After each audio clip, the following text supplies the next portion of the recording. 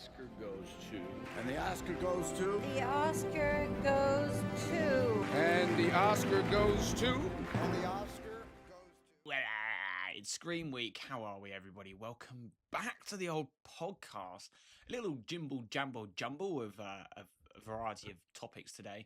We're going to take a look back at the BAFTAs and sort of address how successful I was in predicting who and who wouldn't win. We've got a few top points for that. We're also going to take a look at what's upcoming this weekend. Happy Wednesday, everybody. Wednesday is the new podcast day. It just kind of gives me a bit of time to recuperate from the weekend, get my thoughts together. Sometimes there'll be early releases. Sometimes it will be Wednesdays. It will kind of bounce around. I do have plans to do a Patreon in the future where Patreon members will get an extra episode each week. I'm going to figure that out. But we might as well get stuck in. Of course, we're going to talk a little bit about some news as well.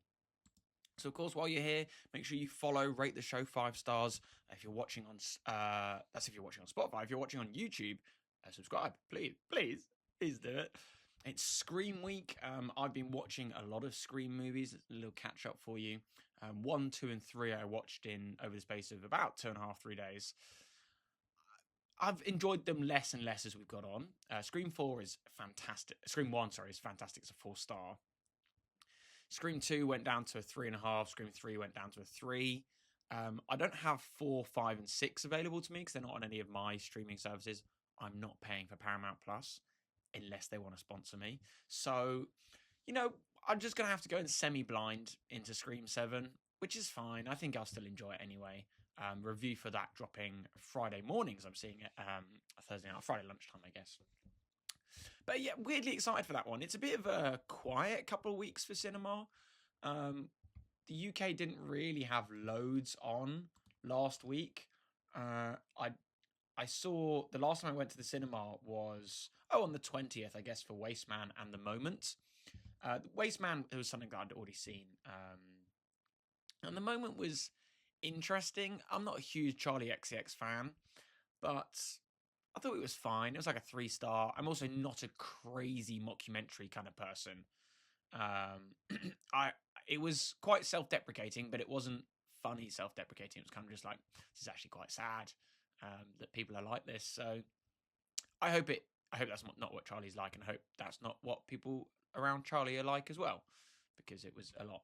But yeah, there's not been loads. I mean, I'm still trying to recover from the Crime 101 weekends. Like, nobody is seeing that movie. It's like a momentous flop, which is quite sad. And Wuthering Heights it's kind of out the conversation now. Okay, we spoke about it, how bad it was. The curve of the reviews for Wuthering Heights is really interesting. It's very, wavy. I think if you've read the book, you hate it. If you haven't read the book, you liked it. But I've got to be honest, it had 140,000 3-star ratings on Letterboxd, which is the most of any of the increments. And it is just such a gentleman's that was fine, wasn't it? Do you know what I mean? It wasn't bad, in my opinion.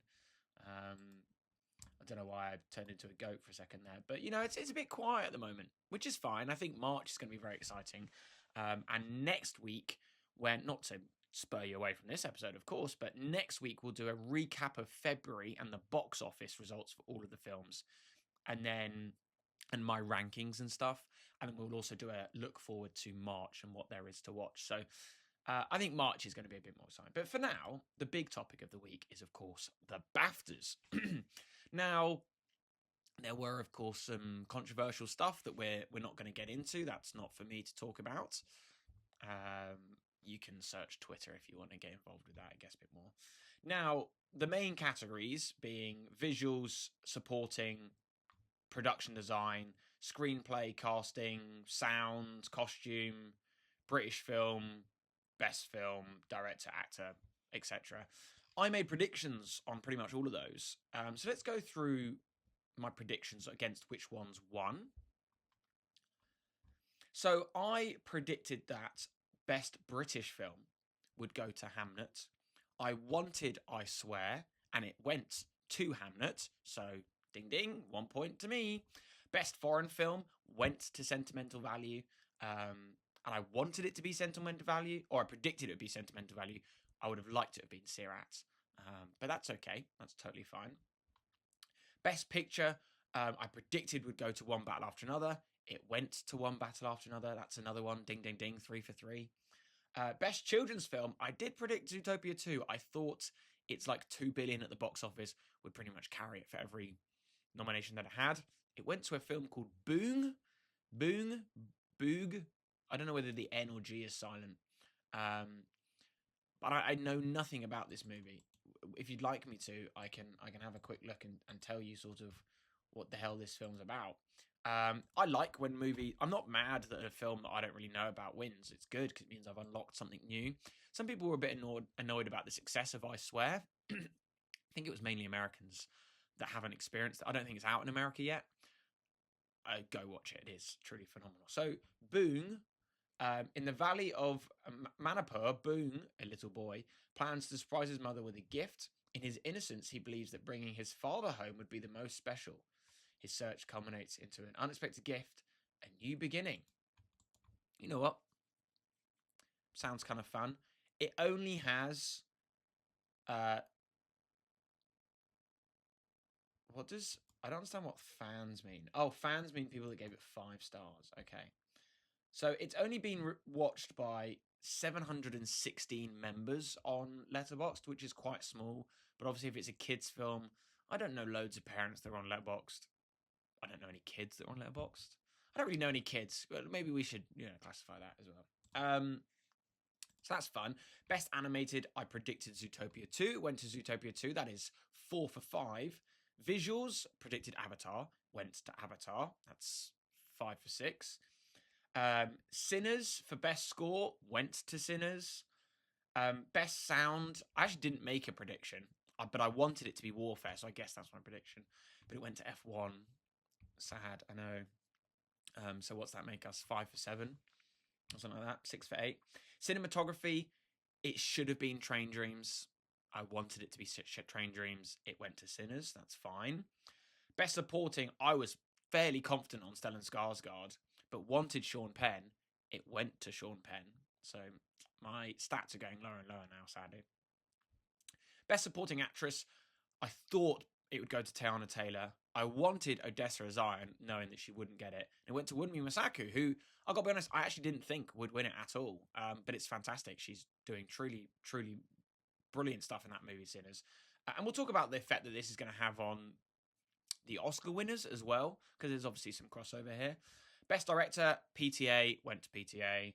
Actor, was very much convinced Timothée Chalamet, but it went to Robert Aramayo, who'd also won E's Rising Star at the BAFTAs that night, which is really interesting. I mean, Rising Star has been filled with some incredible names over the years, truly incredible, but the Rising Star thing is kind of a bit weird because Robert Aramayo has been around. He's in I Swear, obviously. He's in Rings of Power. He's in a couple other films and shows. So he's been known. Same with most of the other nominations. I guess except from Miles Caton, I think was one of them. So it's a bit weird. Like, these people have been around. Why are you calling them rising stars now? They are stars, but that's okay. But yeah, Robert Aramayo won Best Actor. Now, I found the odds for Robert Aramayo to win Best Actor. Everybody, have a guess. At home, have a guess, okay? So Timothée Chalamet, the odds for Timothée Chalamet to win was 87%. Robert Aramayo, the odds for him to win Best Actor at the BAFTAs was 2.5%. That's insane. So this is a combination of fans and experts. So it's an amalgamation. But even Leo only had 6%. To have basically a third of people thinking that Robert Aramayo would win compared to Leonardo DiCaprio, and then Timothée Chalamet having like 15 times more expectation that he would win. Kind of a crazy achievement, and it just shows what an impact I Swear has had in the UK and in Britain as a whole. And I hope it transcends the Atlantic and lets our friends across the pond know what they're missing out on. And then the final one was Best Actress. Wanted Jessie Buckley, thought it'd go to Jessie Buckley. of course, it went to Jessie Buckley. So it was quite an interesting night. A few surprises along the way. I'll be honest, a few surprises, but welcomed, very much welcomed. Now, what effect is this going to have on the Oscars? Obviously, Robert Aramayo is not nominated for the Oscars. Best Picture, all of the 5 Best Picture nominations from the BAFTAs are obviously in the Oscars. So this is One Battle, Hamnet, Sinners, Sentimental Value, and Marty Supreme. They are joined by Secret Agent, Train Dreams, Frankenstein, Bugonia, and F1. It is very much expected that One Battle after another will sweep at the Oscars. I think it will do very, very well. We'll pick up Best Picture there. And as we get closer to the 15th of March, so in 2 podcasts' time, so on the 11th of March, I'll be doing my full prediction and Oscars breakdown. We'll go through every category. We'll talk about who I think will win versus who I would like to win. Now, I am on holiday when the Oscars happen. I will try and do some TikTok videos on it, but you won't get a podcast until I'm home, which is a bit of a shame, but way the cookie crumbles. Way the cookie crumbles. I managed to catch a yawn there. I've been outside all day, working hard, so I'm on the sleep side, but we crack on, of course. Now, Best Director, again, this is where the sweep will continue. PTA won it at the BAFTAs. Now, we get 6 Best Director nominations at the BAFTAs and only 5 at the Oscars. So the difference here is that we included Yorgos Lanthimos for Bugonia, but the other 5 are the same. Paul Thomas Anderson, Ryan Coogler, Chloe Zhao, Josh Shafty, and Joachim Trier. It is expected that this will go to PTA. And I think there's a lot of similarities. I do think the BAFTAs are the closest into the Oscars. Critics' Choice.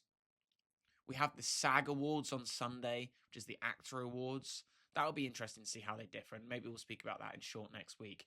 But yeah, Jessie Buckley, strong leader for Best Actress. This could all change, remember. I don't know when voting closes. I will have to have a look.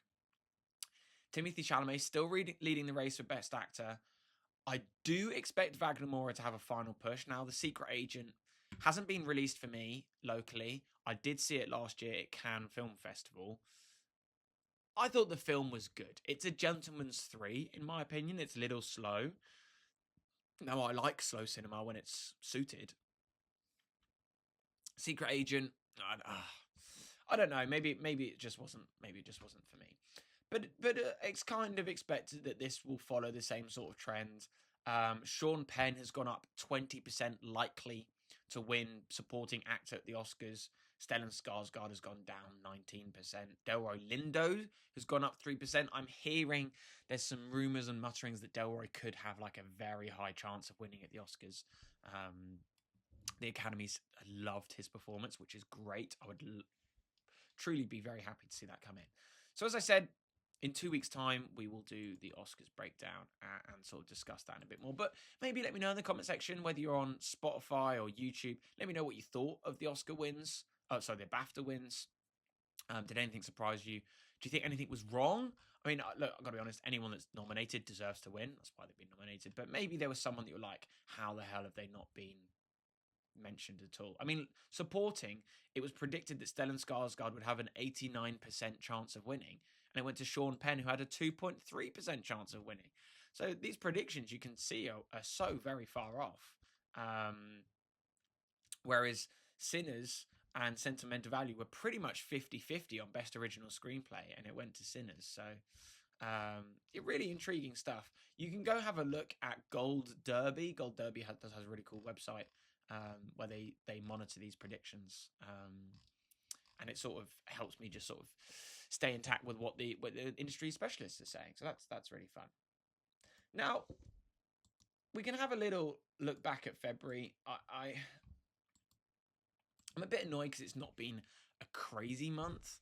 But we can see what other people have been watching. So if you follow me on Spotify, if you follow me on Letterboxd @NotThatOscar, it's all one word that time. It's the only difference to the rest of my things. Sometimes I will take a look at what you've been watching because I'm just intrigued, So give me a follow. Um, we had got a few people recently have been watching Project Hail Mary. So under embargo until next week, I think, or week after. I am hearing that this film is considered practically a masterpiece, which is great. Now, obviously, if you like The Martian, you will probably very much like Project Hail Mary, done by the same guy. So, really intriguing. Now, Phil Lord and Christopher Miller, the directors, have got an interesting filmography themselves. They did Lego Movie and Cloudy with a Chance of Meatballs, two animated movies, or stop motion and animated, and then the 21 Jump Street movies, which makes me think, are they looking at this for a comedy kind of aspect? But apparently it's really quite heartfelt. And they're very used to working together. It is, of course, written by Andy Weir. I've got the book there. Have I read the book before the film? No. But I think I will read it afterwards because I go on holiday the next day. I'm seeing the film early. I'm seeing the film on the 14th of March. So I could go straight in to reading that, and maybe I will. It doesn't look crazy thick, but I'm not a very good reader. So swings and roundabouts, I guess. Swings and roundabouts. But I am very much hyped for this movie. I think it'll be great. So I've got a few people that have seen that already, and they're under embargo. Same for Ready or Not 2, Here I Come, in the blink of an eye, is coming out this Friday, which leads us nicely into sort of the weekend watch list. Now, today, on the Wednesday, I'm watching a movie called The Bluff, which is a Carl Urban, Priyanka Chopra pirates movie on Amazon Prime. I'm actually really excited for this one. I cannot wait to get stuck in. I will be watching and doing a review. So if you want to see my review, check out my TikTok predominantly. That sees all of my short form videos first. And they are also uploaded onto my YouTube shorts. And then, of course, Scream 7 is this Friday. We spoke about Scream a little bit at the start. I think I'm excited. I don't. These big flicks are always kind of fun. But that's literally it this weekend for movies. There's a few limited releases. Baz Luhrmann's Elvis Presley in concert. Quite a few limited releases across the US. So that's kind of it film-wise. TV-wise, it's pretty busy. As I said, got The Bluff going to Amazon Prime. You've got Bridgerton Season 4. You've got a new series on Prime called The Grey House, an untold true story of four amazingly brave women who served as key espionage agents and turned the tide of the American Civil War in favor of the North. They risk life and liberty to help win the war and preserve democracy. Sounds kind of fun. I don't know whether I'll be checking it out, but maybe if one of you are, you let me know. Friday is a huge day, of course. We have Formula One Drive to Survive coming back. I'm a big F1 fan. I'll be watching. I never find Drive to Survive particularly great because it's obviously dramatised.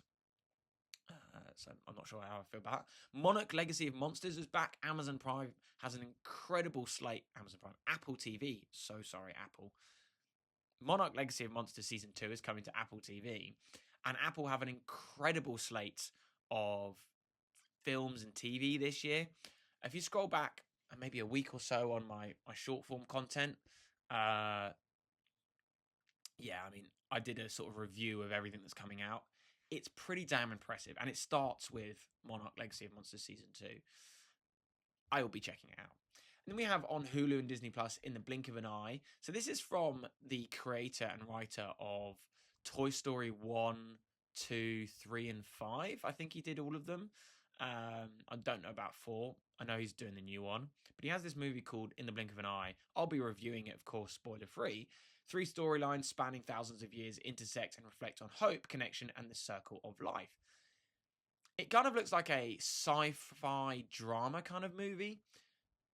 It's a very different approach to Toy Story, of course. So be interesting to see how that lands. And then into this weekend, we have the Actor Awards on Sunday. You can watch that on Netflix, by the way. I will be discussing that a little bit next week. But yeah, maybe if there's some shows or movies you've been watching or have been added to services that you're glad are now out, let me know in the comment section down below, and maybe I'll have my say on it and give my thoughts. So a little bit of news before we wrap up today, of course. Some great things. Apparently, Spider-Man Brand New Day is finally getting its trailer within the next couple of weeks, which is great. Sort of early, late half early to late, no, about midway through March. And apparently Tombstone is going to be serving as an overarching figure for Tom Holland's new Spider-Man trilogy. Yes, that's right. If you didn't know, Tom Holland is signed on to do 3 more Spider-Man films. That does include Brand New Day. So he'll have 2 more films in his second trilogy. I imagine they'll hand off to Miles Morales at the end of that trilogy. I think that'd probably be the best way to go. Tom can't be Spider-Man forever. He probably wants to go do other stuff. I don't want him to be Spider-Man forever. I do like the idea of him maybe dying out and Miles replacing him for 15, 20 years. I think that could be neat. And remember, these Spider-Man movies, we have one this year. The next Spider-Man film probably won't be till 2029, 2030. Then you're looking at maybe 2033, 34 for the third installment, because he'll be appearing in some X-Men and Avengers movies as well. So you've got another 8 or 9 years of Tom Holland. So don't fret. We got our first look at the Backrooms movie. This is an incredible story.